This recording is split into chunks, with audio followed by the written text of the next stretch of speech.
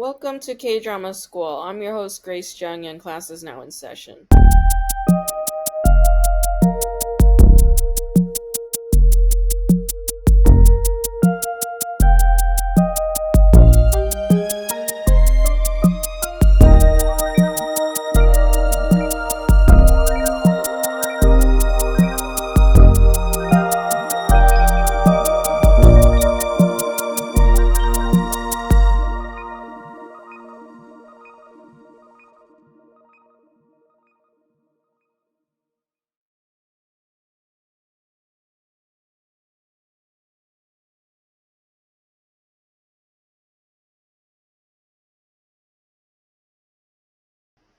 This is a bit of a solemn time for America. Roe versus Wade was overturned, and it's a catastrophic period in our nation's history where feminists fought so hard for the right to women's bodily autonomy.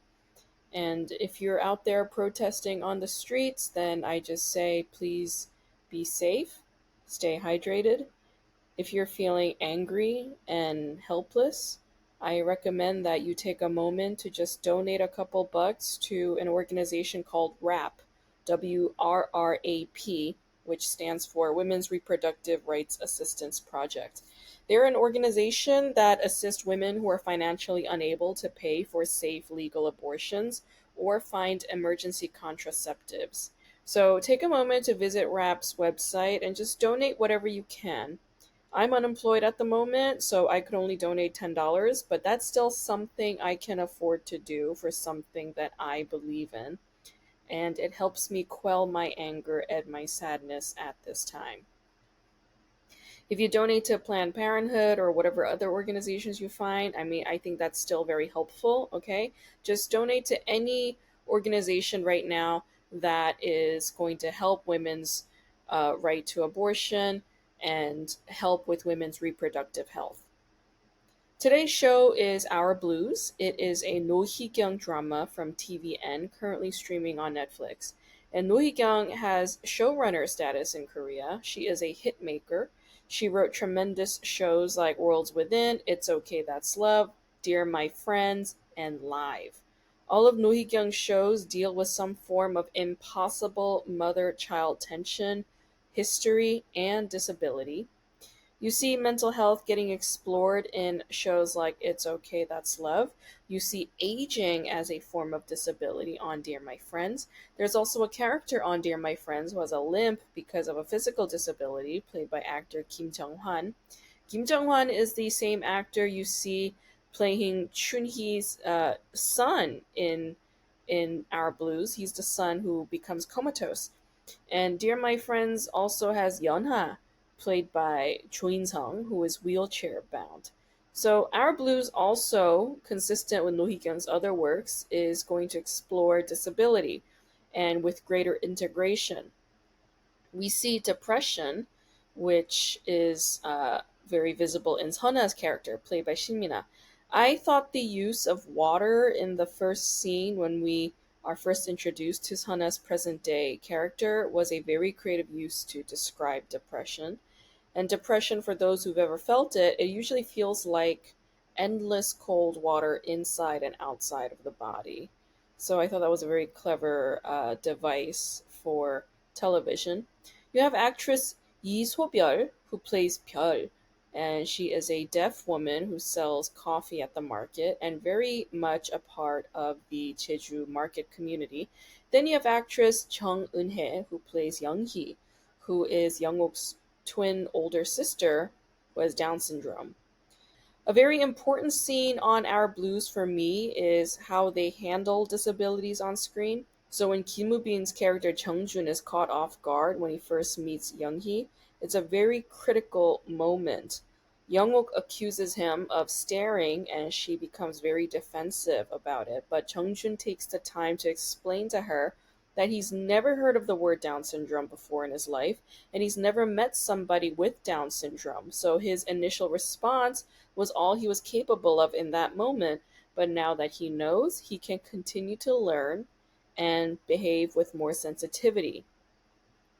This moment is extremely important for us to learn from because we see that Youngwook is very righteous in her defensiveness. She has a very painful history around her sister's Down syndrome because she was unfairly asked to be her sister's caretaker from a very young age.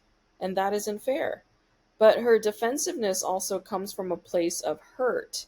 If we only respond to people's mistakes and ignorance with anger and defensiveness, we can never make progress. We have to make peace with what makes us defensive. That's the only way that we can offer grace to others who want to take steps towards progression, but feel afraid of getting antagonized or called stupid. And if they're limited by that fear, then there is no progress, right? So I really, really love this scene in Our Blues because it shows that this balance has to come from an effort on both sides, not just one. Another important element for me in this story was teenage pregnancy. South Korea's abortion laws are still very new to the country, and it only became legal a year or so ago, which means that the nitty gritty details of abortion laws are still very entangled in a patriarchal mess. The way that the male doctor speaks to and treats the young pregnant teenager Youngju was infuriating to me. That scene is representative of the way that abortion law functions in countries like America and South Korea.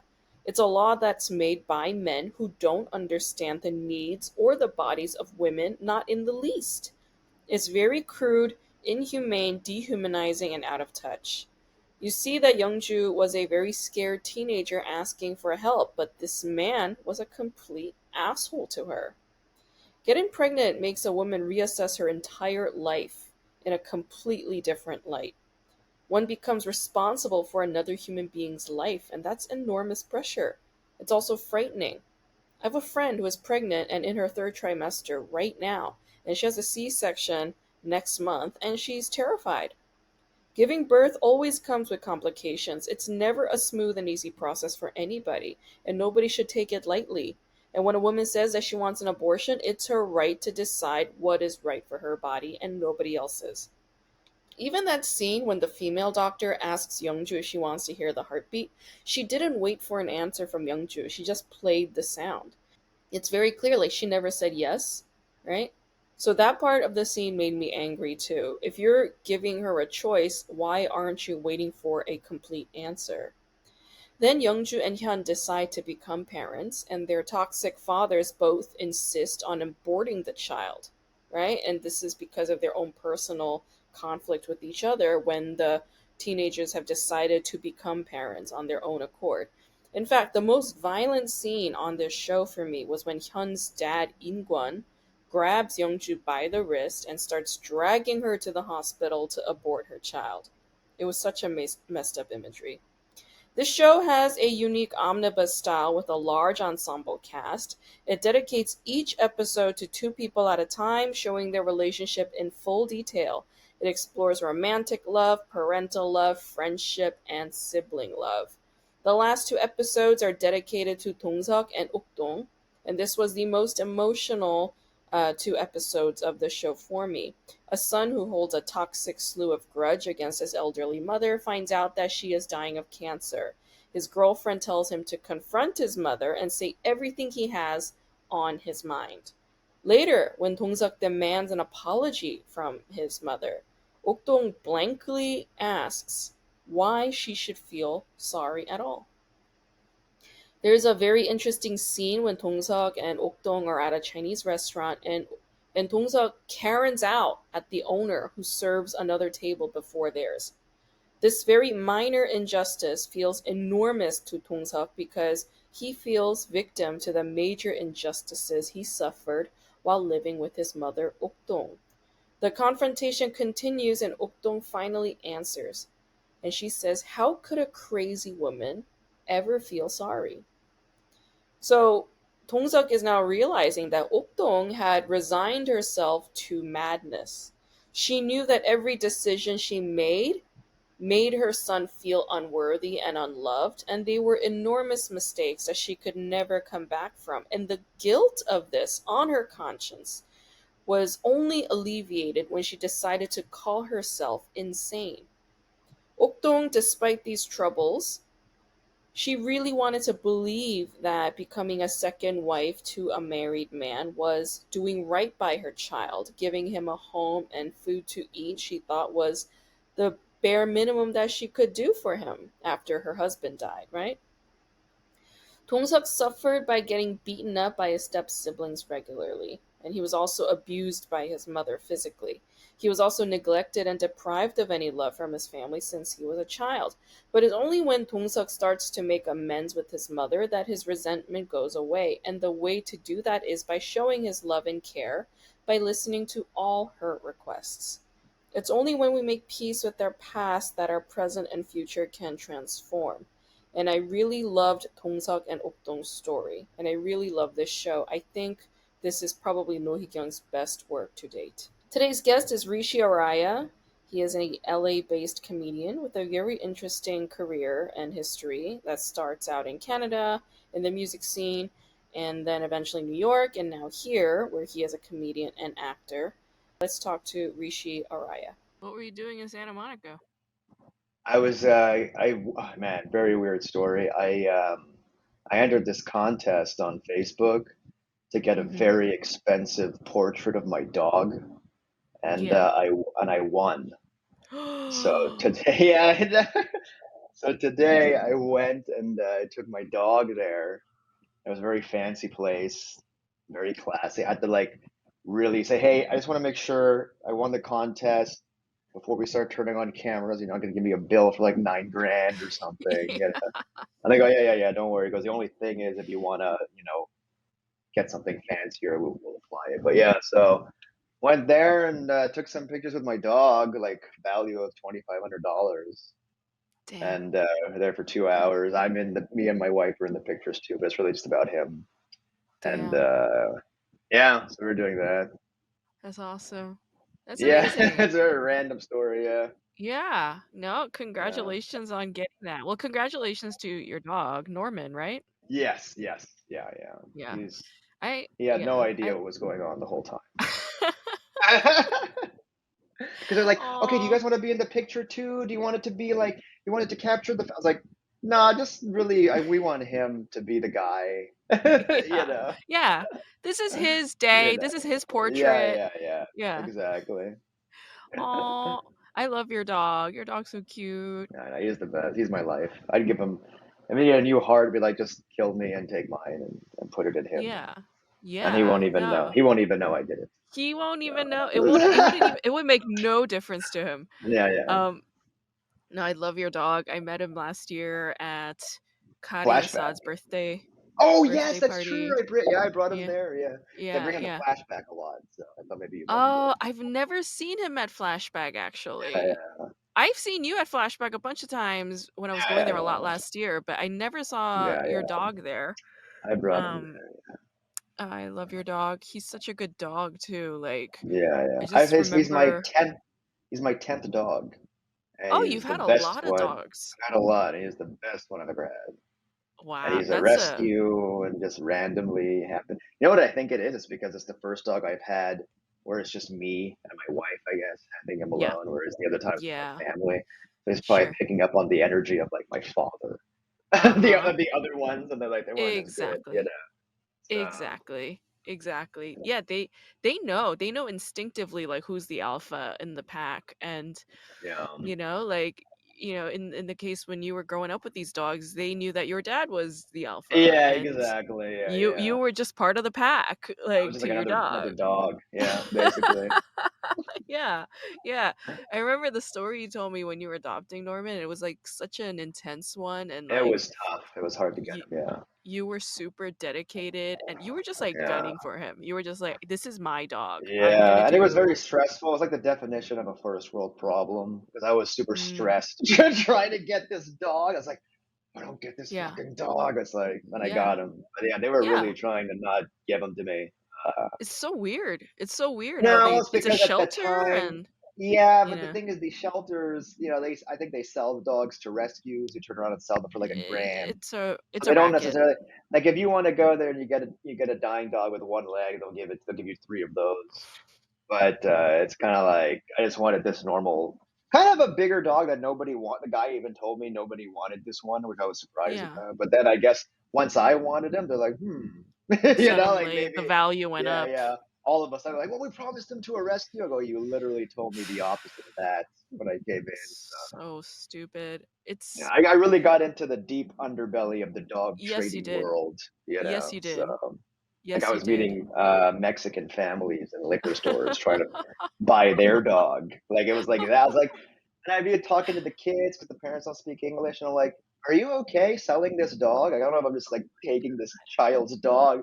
Like, yeah, yeah, yeah, it's fine. I was like, okay. I would just like to get it checked out by a vet just to make sure it's not sick. They go, no, no, no, no, you can't do that. So I don't even know what they're selling me. Yeah, yeah. So it was like it was hard getting a dog. You'd think it'd be like that. You see Yeah. them.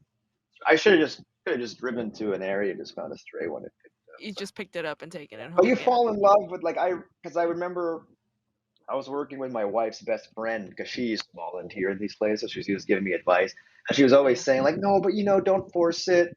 You're gonna find a dog that you fall in love with, and that's what I was like. It just didn't mean anything to me. I was like, sure, Yeah. whatever. Yeah. But let's like what happened? I found this dog. It didn't fit Yeah. any of the criteria. I wanted a kind of Uh-huh. small one. I was like, he's Uh-huh. like a big hairy dog. I was like, yeah, I'm He just kind is. of in love with this guy. I was like, Yeah, yeah, yeah, I yeah. guess that's what she was talking about this whole time. Yeah, Like now yeah, I have to yeah. have. That's why it was stressful because I had to have him. You know. Mhm, mhm. So Once you have the want, that's when the suffering begins. yeah, But it's basically, like yeah. you With you anything, gotta you gotta get it. You gotta get it. Like, yeah, I watched this. I was like sort of watching some Friends' shows at the Hollywood Fringe Festival, and yeah. I saw two one woman shows. One was by Natasha Mercado, which was amazing, and then the other one I saw last night, by Teruko, and she like her one woman show was super intense, like very raw, like goes deep in on like alcoholic parents, domestic abuse, sexual assault, like goes in deep. And Right. then Yeah. the comeuppance is kind of like she gets psychological help, and then after she gets more stable, her psychiatrist recommends that she get a dog. Yeah. So Okay. she went to an animal shelter and she found this chihuahua mixed with a maltese and a yorkie. So Okay. it's a chihuahua, but it has long hair, and it is so cute. I have like never seen such an adorable chihuahua before, and Right. she was just like this was my dog. Like she was like, I just knew that this is my Right. dog. It's like Yeah. it's like It's a real thing. It's it corny, is. but it's a real Yeah. thing. It's a real thing. Like you Yeah. find each other. You just Yeah, because find each other. if I told that to my father, he'd be like, "Ah," like to him, it's all the same. Whether it's a dog, a Yeah. cat, a Yeah, beaver, yeah. he's like, "Yeah, whatever." It's an But I was animal. like, "Oh Yeah. yeah." Yeah, yeah, Yeah. just an animal that shouldn't be in the house, but Yeah. Exactly. for a princess like That's me, that's sweet. it mattered. Yeah. That's really sweet though that it's like you're sort of cuz you got married recently, and it's I like you're got sort of married like, yeah, like 6 months ago, yeah. yeah, it's a very new thing, and it's like you and your dog and your new wife are starting this family together kind of, and I know. that's why it feels so like personal to you. Significant. Yeah, yeah. I Yeah. was wondering, like, I love my dog this much. How much am I gonna love my kid? You Oh, know? is that on the horizon? You want a Yeah. baby? Yeah. I mean, it's kind of one of those things that I'm not really sitting around thinking like I really want it, but it was like it's kind of almost like to not want it is a bigger decision than to want it, if that makes Hmm. sense. Yeah, Because it like when you're does. married, well, I guess, yeah, sure. But I feel like that's how most people have their kids. Yeah. And people are like, Yeah. well, that's a mistake. You got to really want to go. I think it's kind of involuntary. It's just like eventually it just kind of happens unless you make sure it doesn't. So, It's similar to the dog finding you and you finding the dog thing. It's like yeah, I a suppose. kid also finds you. A bunch of my friends, I have like some older friends, and two of them are women. They're very successful in their careers, but they are successful in their careers for a reason. They put off starting Yeah, a yeah, yeah, yeah. family. Oh, And big time. so, Well, there's companies, my wife's company, yeah, one of them, where they'll pay to their freeze your employees to eggs. freeze their Yeah. eggs. because they go, well, we Yeah. need your we need Yeah. your best years, Yeah, yeah, yeah. Which basically. is an interesting offer. It's a very interesting offer. But no, these two women, they froze their eggs on their own accord, like in their late 30s, and Okay. they are now in their 40s. Like one of them's mid 40s, the other one's late 40s.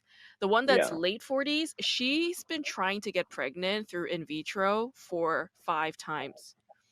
All 5 times failed. That's Hmm. over $50,000 just down the Yeah, because drain, right? once in your 40s, that's considered like a geriatric pregnancy, like they call it that. It's Yeah, it's no. considered no, no, no, no. Listen, it's considered geriatric pregnancy in your 30s, bro. Oh, and It's you're considered really? geriatric pregnancy when you're like 31 or 32. They consider a geriatric pregnancy. You have no idea Damn. how men have zero clue as to how difficult it is to secure eggs and what a Of sensitive course. procedure that is. You guys just jizz all over the place and don't Well, give a shit, but like, I'm worried that you my know, sperm might be too old, but I guess that doesn't happen. But like maybe it's not enough sperms or something like that. I mean, Isn't I there don't know the something on the details of guy's that. side? I I'm sure there is. I'm sure it's mostly their fault, but she she my point is she tried 5 times and she failed 5 times. Each Yeah, time is a huge fucking ordeal for the woman yeah, and financially. And she failed yeah. 5 times and then the doctor said to her, "You can't do this anymore." Because Really? to even fail 3 times and to attempt is like a lot. And to do it 5 times, it's like, no, we're not gonna do it anymore. But she insisted. She was like, But why? no, But hold on. But why? But if it works eventually, does that mean like yeah? But since you're failing so much, if it does work, yeah. you might have complications. Okay, I see. It was more like the odds were just really against her.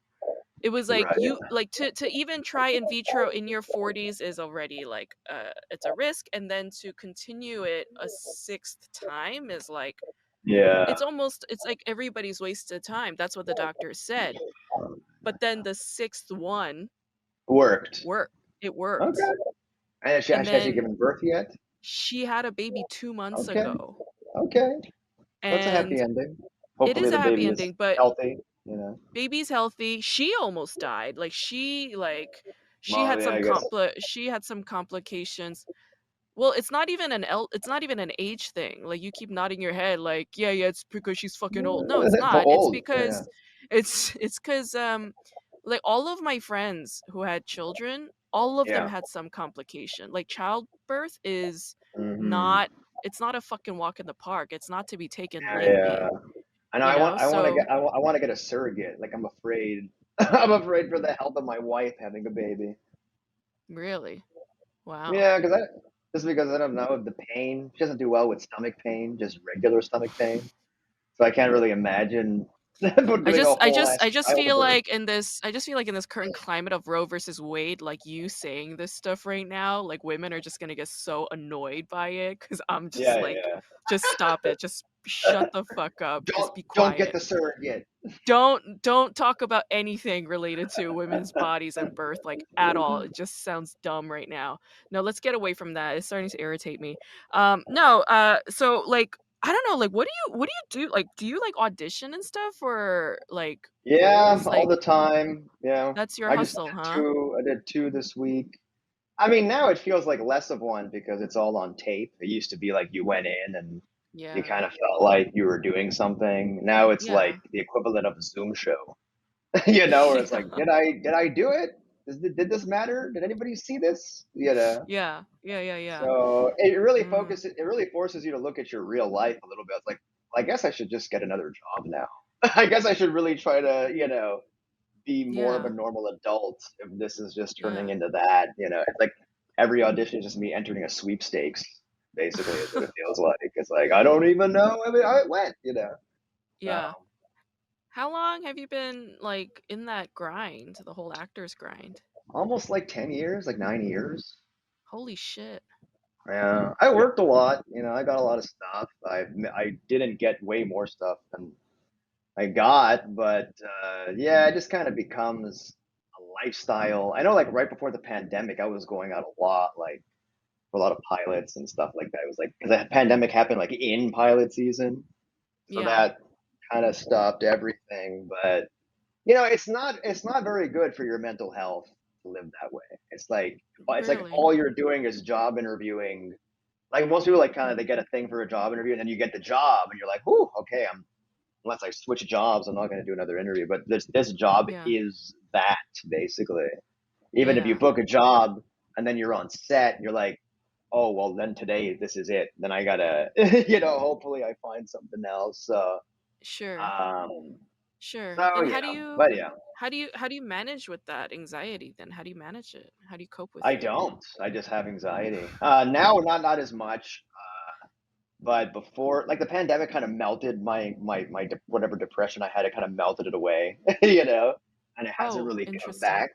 I know some people Uh-huh. had the opposite. The pandemic gave them kind of like the Yeah. depression and anxiety. Yeah. I guess I was already depressed and anxious beforehand, but like two Uh, negatives made a positive. Positive. I was yeah, like, yeah, yeah. oh, I don't have to do anything, and I mean, I was working at the time, but I knew I could get unemployment, and you know what I mean. I was kind of like, oh, it's kind of nice, no pressure, no this, no that. Uh-huh. Um, so yeah, I mean, it was harder before, and there's all these things you could do. Like that's why Hollywood and actors are so into like wellness. They're so into like, meditating, and they're so into I don't know what other things are, but you know what I mean, kind of like hippy dippy crystal cycle. I don't want to call it cycle back because I'm not judging it, but I get it because you're doing a thing where you just have no control over anything and you decided to dedicate your life to that. Mm, So you're just trying to yeah. be like, can I at least have some control over my mental health? Can I at Yeah. least have that? Like I remember the first TV job I got, like it was after a year I moved here, and I met a guy at the table read. It was like for this Tory spelling sitcom, Mhm. and he had a part kind of like me, just like a few lines or whatever, and that was just the first thing he got in 15 years. It took him 15 years to get a thing like that. I don't know what he's doing now. Hopefully that helped him and he's doing better, but Yeah. sometimes there's journeys like that, and some people, they get really lucky. They come here and so you have to like kind of deal with that too. Be like, well, what's wrong with me? It's like nothing. You're playing the lottery for a living, you know. So Yeah. Yeah. Interesting. Yeah. Then did you start stand up alongside acting at the same time, or did something come first? Like, stand up, it's a bit strange. No, I started stand up first, but I used to do music. I used to be in a band when I was like okay. 16, and I did that for like 10 years. Went on tour, Mm, did all this stuff, made albums, sold them, went on the road, and at that while I was doing music, I met a guy. He's here now, and he's like a headliner. He's done Just for Laughs, all that stuff. He asked me to do sketches. He would do live sketches at the comedy yeah. club. He would do a stand Yeah. up, and he would have like a sketch show with some people. So I started Yeah. doing sketches with him, and I was still doing music. And then he decided he didn't want to do the sketches anymore. He just wanted to focus on stand up. And he was like, "Hey, why don't you start doing stand up?" You know. Uh-huh. And I was with the girlfriend I was with at the time. She was very encouraging of that. She kind of like was pushing me to do it. Yeah. So I started just doing stand up very casually back Uh-huh. then at open mic. And the open mics where I'm from Montreal, Canada. Yeah. They're not like Yeah. here or New York City. Doing an open mic there is like doing a show. Like you're Yeah. going there, there's 75 people that paid for parking and they're gonna watch you do stand up.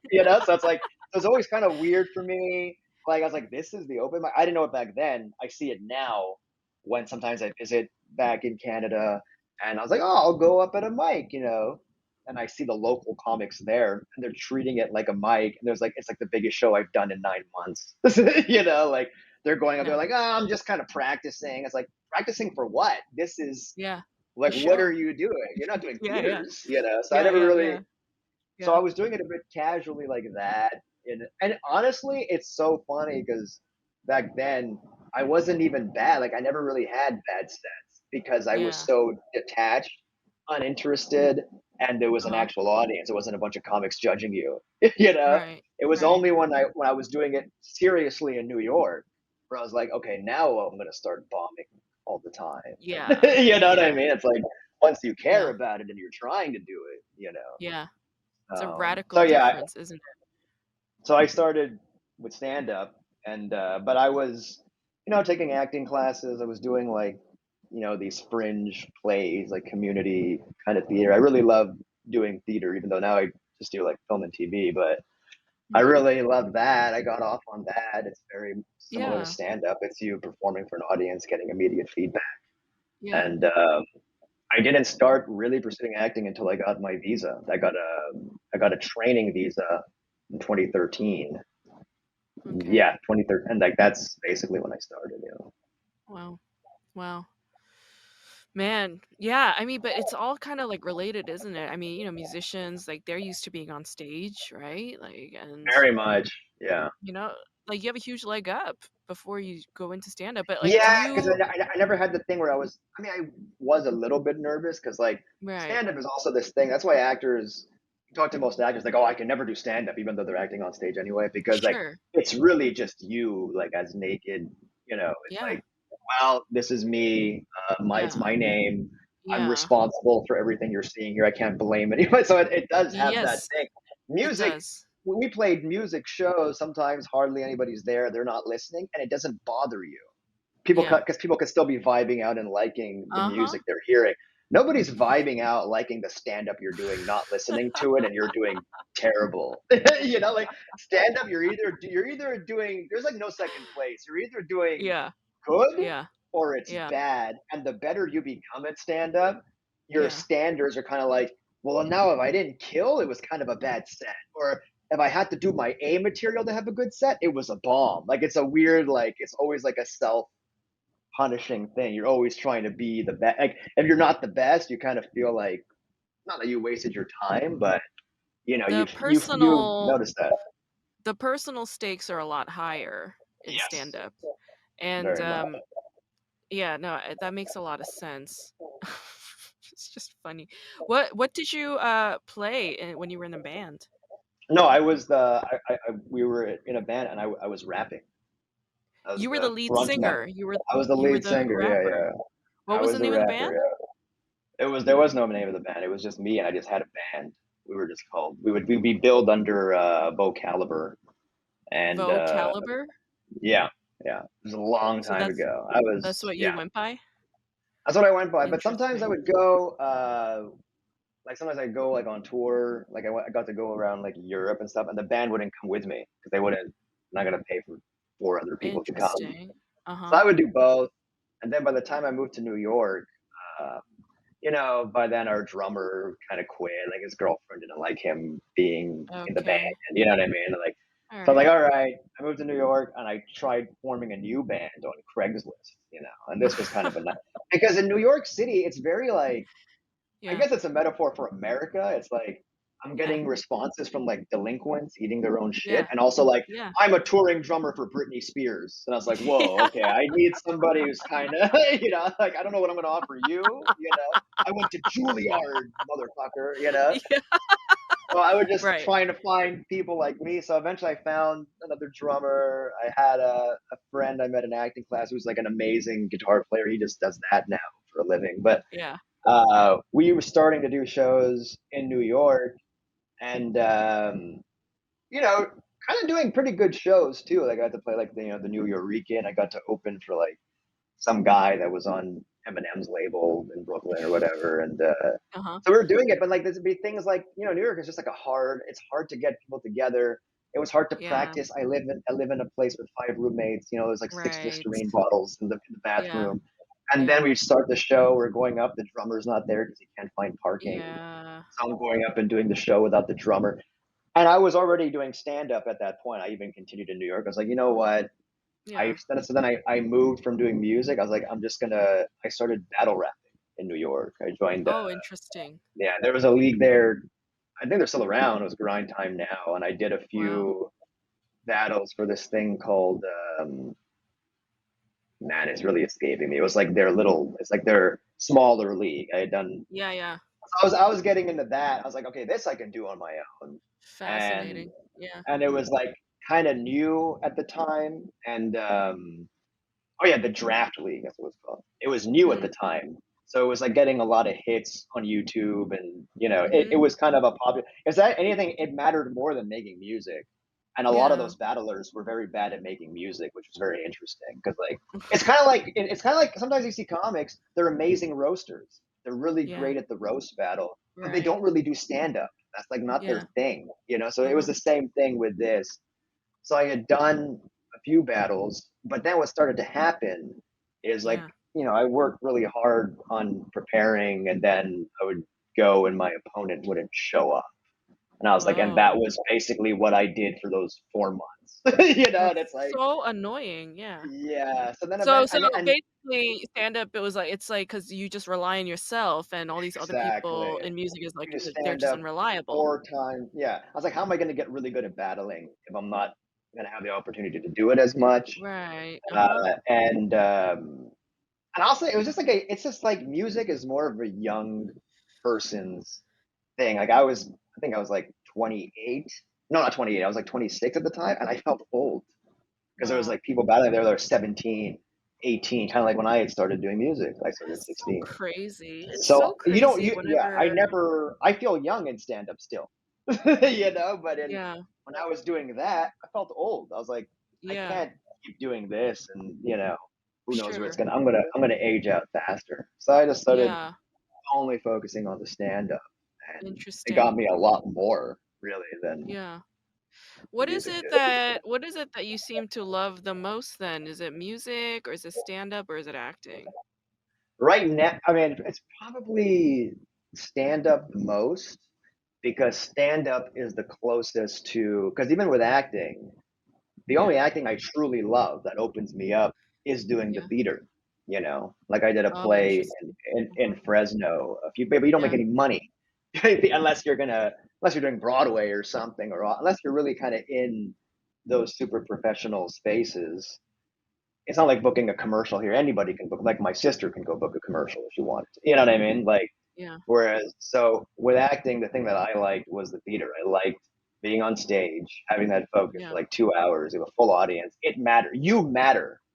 Whereas you or me, we get a role in, you do 9 lines in a TV show. It's like you kind of matter the least, and it's really all about the writing, how it Mhm. looks. There's a celebrity inside.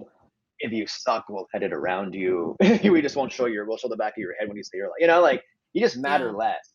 It's more for the vanity of it. Like, oh, I'm making money and I'm important. Whereas, yeah. so because of that, I'm not doing much theater. I did that play in Fresno as it was just like a thing that happened. I was able to do because it was pandemic. I wasn't missing out on much. My Mhm. agents were kind of okay with me doing it. So stand up is like the closest thing to that. I'm comparing the stand up on stage to acting, you're doing 5 lines in a TV show, which is usually what I'm doing. So between Yeah, those two, I'm going to choose, I enjoy the stand up more. Maybe it'd be sure. different if like I was the star of my own show and I'm really a part of it and I'm important. I might like that more, but I haven't Uh-huh. experienced really anything like that to compare it to. How do you deal with your agents? Like, I have this mid-size agent, and sometimes, like, I get really irritated by them. Like, Hmm. I ask a simple question and I don't get a response. It's not even Oh like a yeah, that's difficult popular. one. Yeah, yeah, yeah. But it's like, how do you just deal with the stress of that and like just the temptation I to don't leave have them and Well, because you're not really, I mean, at least for me, I deal with it by having very low confidence and I don't want to bother them. Like, I really kind of feel like, I was like, well, I'm going to leave them. Where the fuck am I going to go? Who's going to take me? Yeah. So interesting. this agent is the one who knows me. It's a different Interesting. relationship with an agent or with a manager. If I call my manager, which I don't really do either, but if I call my manager, email my manager, she'll get back to me. She only Sure. has, 20 clients. And her Yeah. job is that. An agency will usually have like so many more, like 100, 200. So to them, you're just like an ethnicity. To them, you're just like, well, I'll send you for this, and that's it. They don't. So that's why they get an email from you, and they're probably not even seeing it. It's a bit more impersonal. Now, Mm. obviously, it varies. I'm sure there's some agents that are not like that, but that's kind Yeah. of been my experience. I don't That's a know good if I point. get the only time I ever get like irritated by an agent is if like there's something that's like a problem and they don't really understand. Like I'm trying to submit an audition and it's not working and it's due in an hour. and I'm emailing them, calling, they're not answering. Like, hey, this is important. This is not me. I mean, you know what I mean? This is like Right. I'm gonna piss off this casting director for not getting my thing in. But it doesn't happen much because sometimes I always have that worry, like, oh, maybe now they're gonna drop me because I haven't booked anything in a year, or you know, I mean, I'll Mhm. have that anxiety, but a lot of that is just my own insecurity and low confidence. Because some people are like, I've seen some people that have never worked or booked anything, and they're just super confident and they bother their agent all the time. They kind of act like a diva. And I was like, Hmm. wow, so you could do that. It's kind of like they don't even mind that they're doing it. It's weird. I'm more on the Mm. other side. I'm used to whenever I had a job, I was scared of my boss. You know, whenever I'm always afraid to get fired. I'm always, you know, probably how I was Wow. raised. My parents were just a bit rough, but so it's Yeah. like I never really deal with it. If my agent doesn't respond to me, I'm like, good. I wouldn't respond to me either. Like I don't really, I very rarely would even get irritated. I'm more trying to um, make sure they're not mad at me. Interesting. Okay. Yeah. That's fair enough. That's fair enough. Okay. Okay. Well, I do this on all of my podcasts. I just ask like a bunch of flashcard questions based on one specific K drama. And Okay. this show is called Our Blues. It's on Netflix. The series just ended a couple of weeks ago. It's a very good show. So I'm just gonna ask you a bunch of questions like, based on a certain scenario and certain characters, and you just respond, what would you do if you were this person in this situation? So All right. think of it as like improv and just like play with it. All right. Mm-hmm. So let's say you're a man named Han-soo. You work at a Sure. bank as a manager and you're very middle class, okay? You Mm-hmm. live and work in Korea, but your teenage daughter and your wife live in the US because your daughter is trying to have a pro golfer career. Now, your Okay. daughter's golf career is extremely expensive, all right? Like just to pay a Sure. coach, it costs like a minimum of several hundreds of thousands a year, okay? Yeah. You're you're working in middle management. Your salary can't support that at Right. all, okay? So you're Mm-hmm. deep in debt, all right? Your wife calls you and tells you that she wants to give it up and move back to Korea because this is way too hard. She even says that your daughter, after all these years of trying to be a golfer, wants to give up. You're flat broke, Okay. but your daughter's golf career is the only way out of the kind of debt you are in. Oh, like I need her to That's succeed for that's me. that's what yeah. What do you do? Well, here's the thing. If you're telling me the daughter is fed up with it and the wife is fed up with it, it's like I can't really push her to keep doing the thing. It's I guess I would bring them back home. I mean, this is not going to be the sexy answer, I'm supposing, because I'm so in the real show. They'll probably like, I'm going to push her to do it, but I'd be like, well, all right, come home. I'll declare bankruptcy, or I'll get like three other jobs. I'd Uh-huh. ask her, "Oh, would you rather do this golf thing, or would you rather maybe you also get a job and contribute to whatever massive debt we're in, and then maybe Oh, she'll be motivated to do the golf thing." But interesting. Okay. So I don't know. you're I don't you're think lean I couldn't push someone to do something they don't want to do, Mhm. because that's Got been it. like my whole life has been that with my family, and I don't think that Mm. worked out for anybody. Hence You your know? anxiety. Yeah. Okay. Let's say let's say you're the same guy. You're Hansu again. You Yeah. heard through the grapevine that your childhood friend Eun-hee made Okay. millions just by selling fish at the market on Jeju Island, which is where you're from. Eun-hee Mhm. had a crush on you since high school, okay? Eun-hee Okay. now, today, she's a single woman, all right? Okay. You invite her on an overnight trip to another city, and you guys Yeah. spend the night at a hotel, and you're offering her wine, and you're Uh-huh. determined to borrow money from her, and you're Mhm. willing to sell your body to her for the night, okay? Okay. You even lied to her by saying you and your wife are separated, okay? Okay. and you've been flirting with Eunhee this whole time, really toying with her heart, really taking advantage of her crush on you in high school. Okay, Hmm. now, Eunhee, Yeah, yeah, yeah. she finds out from your mutual friends that you are actually flat broke, deep in debt, and desperate for money so that you could send it to your wife and daughter in America. And she confronts you to your face and says, "What now? Are we supposed to sleep together? What do you do?" Okay, is my wife okay with me sleeping with this woman on Your wife he has for? no idea what the hell you're doing. She's got no clue. Okay. She has no idea. Um. Okay, so she's confronting me about this. What do I say? I guess I say, yeah, yeah, I lied. We're together, and I was trying to get some money out of you. Uh, So you just I come would just tell her clean. that, yeah, if they catch you, I mean, yeah, if they catch you, I'm really not good at lying again. You know, like I can do one lie, but if I'm caught in the lie, I don't know about doing another lie to cover it. I think I'll probably just come Okay. clean. Hopefully, I can still borrow money from her. I don't know. These aren't Wow, sexy answers.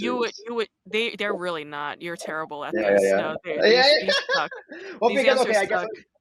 because I'm sure somebody would say, because I guess the sexy answer would be, me and my wife are in an open relationship, and Mm, I'm still trying to put my daughter to follow her dreams to golf, but I'm willing to do mm, whatever you would need me to do with as much strings as you would decide are attached to do what okay. I need to do to put my daughter through golf school, you Wow. know.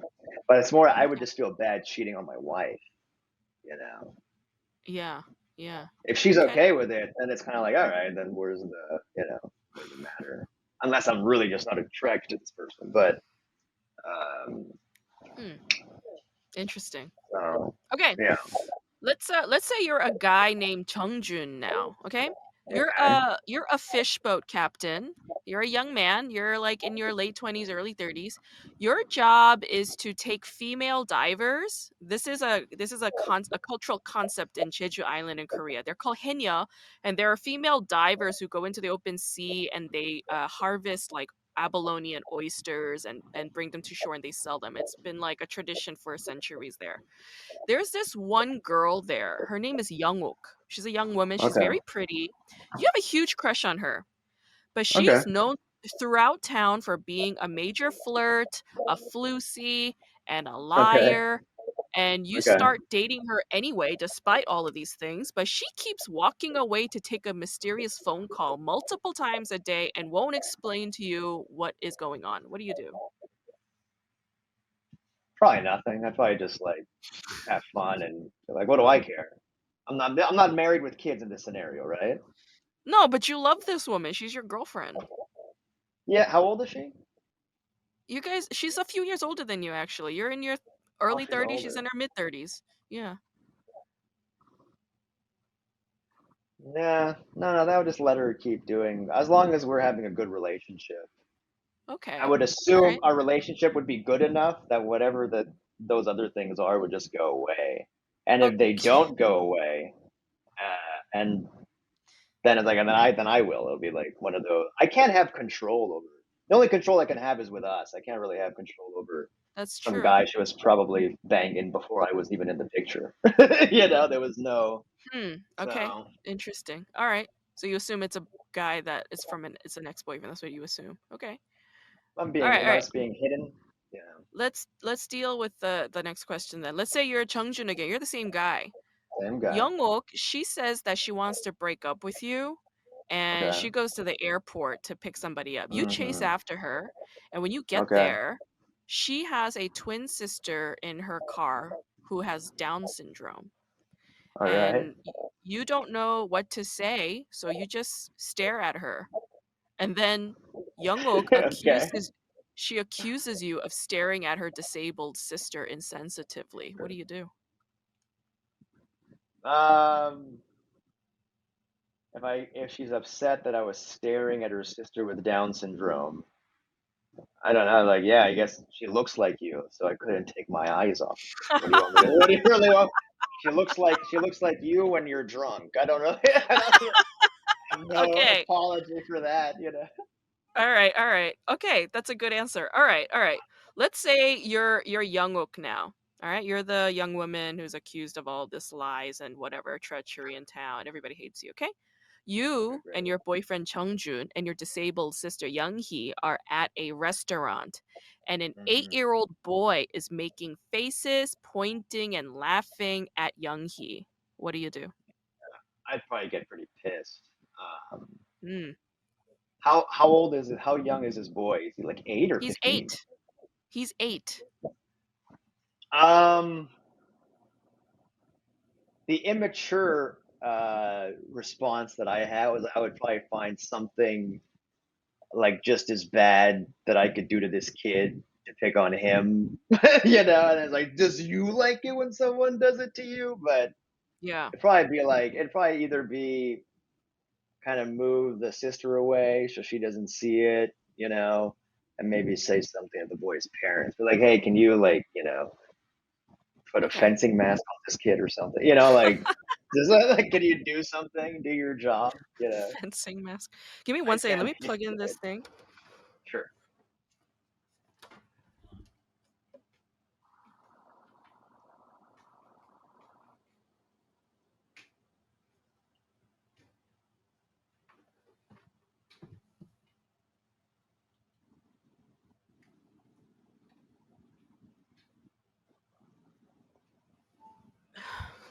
Sorry about that. My It's all battery good. was going out. Okay. No problem. Okay. These are good answers. Okay. Let's say now you're a different lady. You're one of those veteran sea divers, the Henya, okay? Your name is Okay. Chun Hee, and you've been doing this work for like 60 years, all right? Okay. You raised a bunch of sons doing what you do as a single mother because your husband died when you were very young. All of the sons you raised, however, died at an early age, except for your youngest son.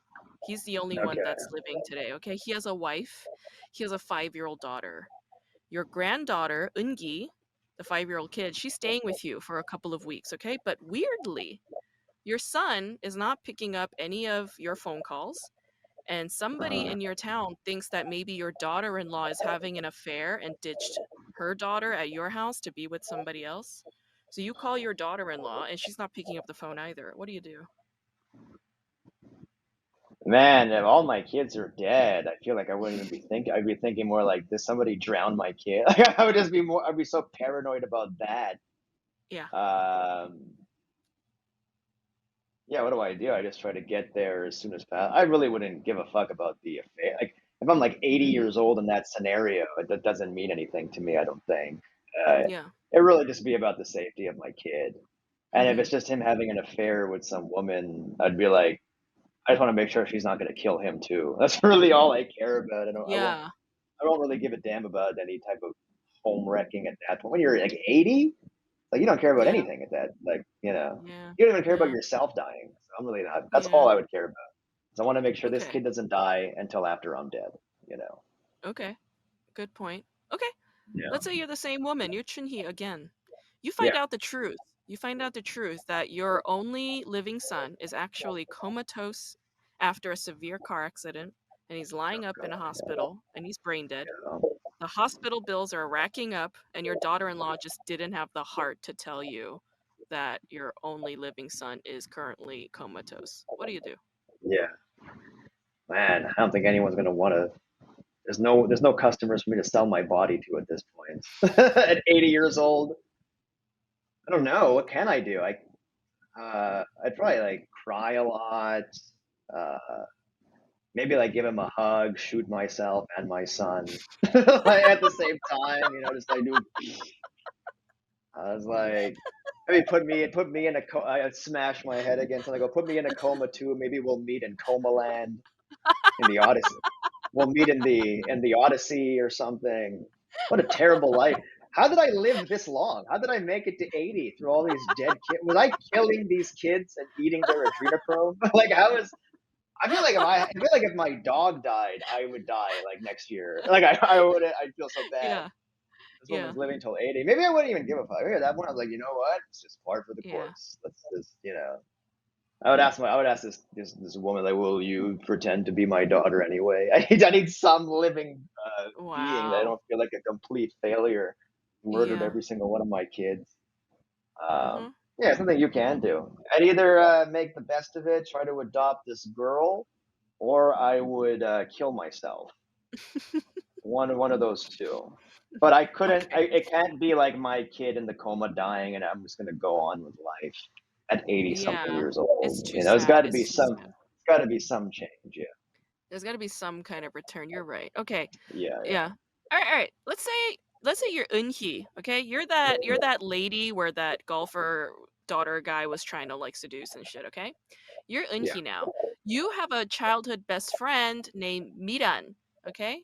You're kind of dumpy and chubby and a brazen woman. Like you've always had to be really tough throughout your lifetime because you have a Hmm. bunch of younger brothers that you had to feed, and your parents were no good, so you just had to really work hard to like make a living, and you succeeded. And men are terrified of you because you've got this tough exterior, Right. but Right. all your male friends adore your best friend Miran because she's so hot. Okay, Miran got married Hmm. twice in her life, both of which Oh ended in wow. divorce, and men go crazy every time she comes back to town. All right, Mhm. you wrote in your diary, just to vent, you wrote some nasty things about Miran. Okay, you said that she's selfish, that she takes advantage of you, that she thinks she has you at her beck and call, and she treats you like a servant. But then one evening, Miran tells you that she read the nasty things that are in your journal, and she confronts you about them. What do you do? Yeah. I probably like die of humiliation. I probably be so like embarrassed of that happening. Probably just like what? I would like over the top, like apologize and cry. I would like beat myself up so much in front Hmm. of this person that like she feels bad for me. It was Oh just wow. kind of like it's like a mental illness of its own. I know people that do that, but like Like a that's kind of pity what you have to. party That's a fest? sort of, but like I'm like no, no, no, no. I would let her punch me in the face like a few Wow. times. Holy shit. Yeah, it's embarrassing. Because is she a good friend? Is she a good friend, or You is she guys kind you of a guys are bitch? supposedly best friends. Yeah. Yeah, yeah. If she's legitimately my best, because there's another side. You could be best friends, but it's really like you're only best friends because you've been friends for long, and the friendship is shit. So if It's that's the kinda like case, that. It's kind of like oh, see, that. that's a bit. I would still be humiliated, but if the friendship is shitty, say, hey, you found that shit for a reason, and I wrote that stuff for a reason. I'm Oh, just wow. sorry you saw. I'm sorry you saw it. I didn't want you to see it. And the fact that you went and read my diary kind of like, Yeah. like I'm gonna write that now that you went in my diary and you read it. Like I would then, in that case, I would use that to end the friendship and just call it the universe helping us out. Okay. And at least when the friendship is over, that should be good for me.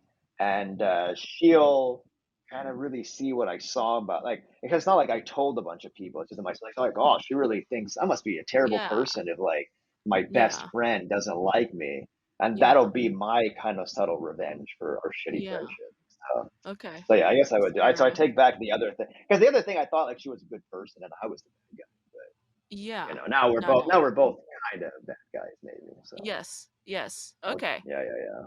That's fair enough, yeah. Because that happens all the time, right? Like, you think you're best friends because of the time that you spent Yes, together, but it's like nostalgia, disease. nostalgia and memories and good times, but Hmm. it's like the friendship Yeah, itself in the present moment is pretty toxic. Then it's like, what do you yeah. do? Is this person still my best You friend? gotta Like, get out because you don't know where you that's gotta gonna go. You gotta get reassess. out.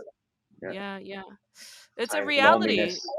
ain't It's that a bad. reality with adulthood, I think. Yeah, it's a I think reality it's a that most reality people in face. adulthood in smaller towns when it's like you grew up Oh, with the same people you're friends with in your uh-huh. 40s, Yeah, and like you can't imagine losing them, it's like losing a sister or a parent or something. huh.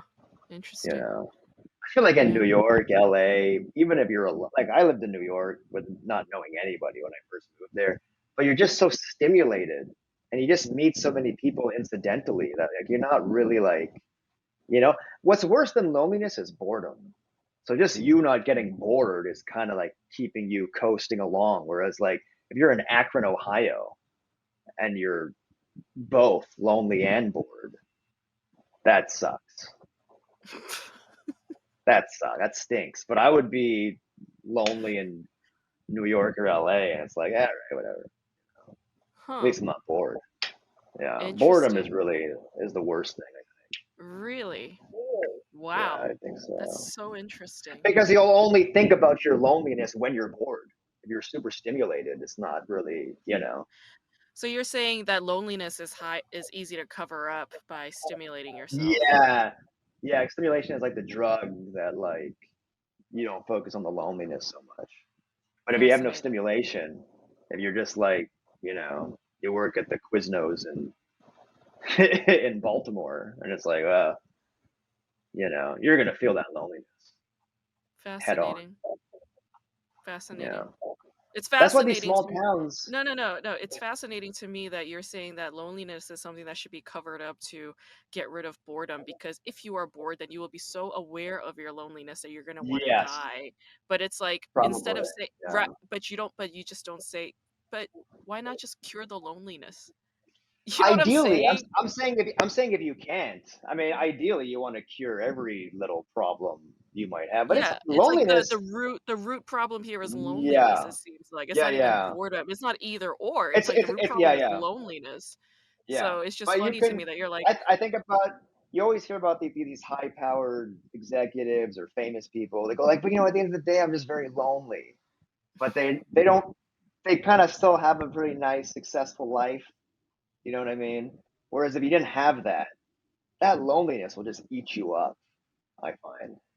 And you I think think so? loneliness, I think so, yeah. I think so. I think we live for like friendship and whatever, family, relationships. So, I mean, and sometimes it's a state of mind. Some people have a ton of friends and they're still lonely. They have a family that loves. Sometimes it could just be, you know, a mild mental thing. I just feel like you're trying to say how lonely you are in some weird way. It's like you're Nah, not at obsessed all. with this topic. You're like really caught up in it, and it's like I'm like, why is he talking about this so much?